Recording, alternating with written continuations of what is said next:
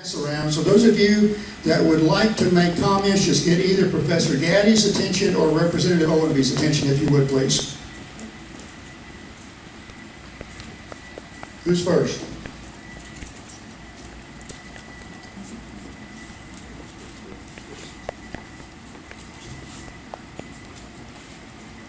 I'm Earl Brewer. I didn't really say it first, but I will.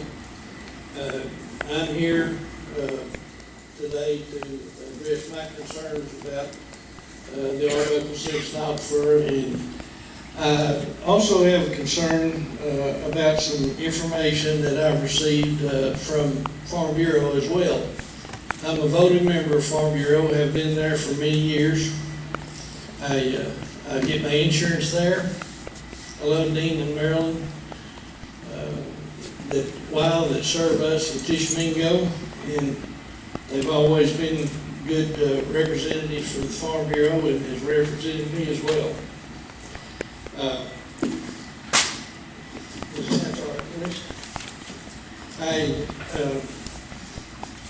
I'm here for myself. I'm the founder of CPASA.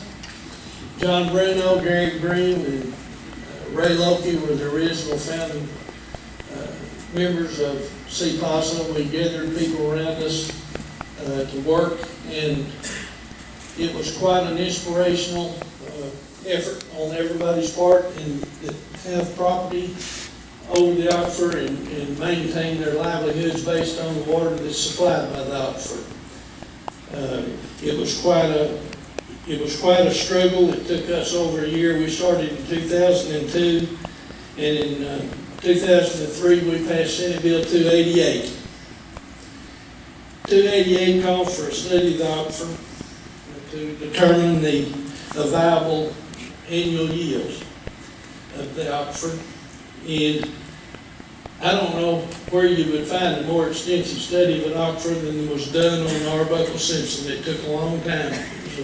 It was over a 5-year study, and that bill was passed in 2003, and we just recently, not too long ago, passed the annual maximum yield rule as a result of the study.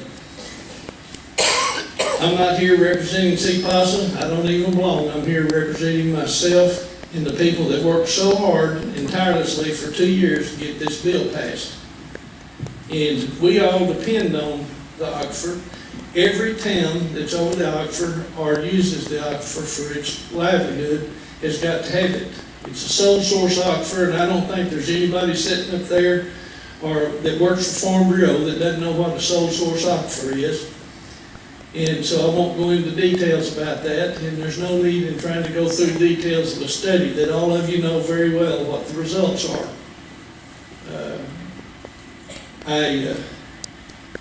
Every business, every bit of our economy is totally dependent on the aquifer water. There's no other source for us to have drinking water.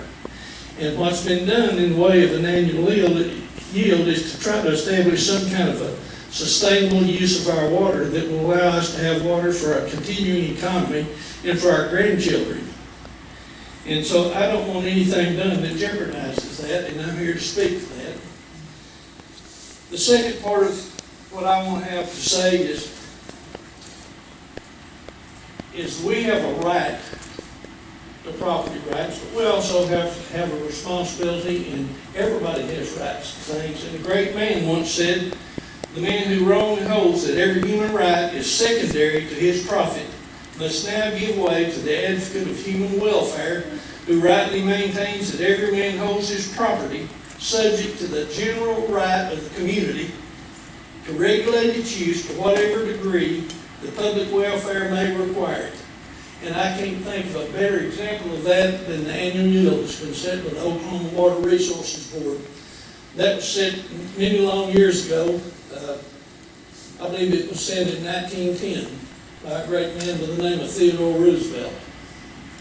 And it holds true today. All of us have to be regulated. All of our rights have to be regulated so that we don't step on everybody else's toes. And so that's an important factor in our water resources determination to set this annual yield. It protects everybody that uses this aquifer, gives everyone the equal right.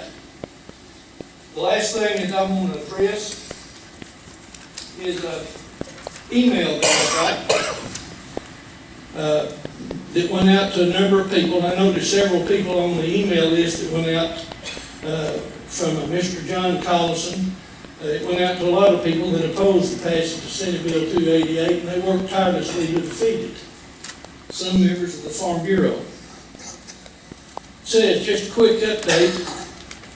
Tom Buchanan, Leanne, and myself met with Senator Simpson for the second time, ONB and McCall, to talk over a few issues. Simpson is one of the problems here, telling us one thing at the Capitol and another when he goes back home.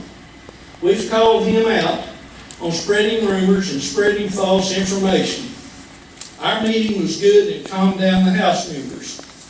Well, I want to tell every member of the Farm Bureau and everybody here that's here in regard to our water. Senator Simpson spent 26 years in the United States Navy as an engineer. He spent another 22 years in the private sector as an engineer. And he's given his service to God for the last 15 years as a preacher. He's my minister on Sunday. He's a man of honesty and integrity, and he does not lie. And I don't appreciate anybody having somebody on their staff that would call my preacher, my senator a liar, because he is an honest man, and I appreciate him. Thank you, Earl. Next question.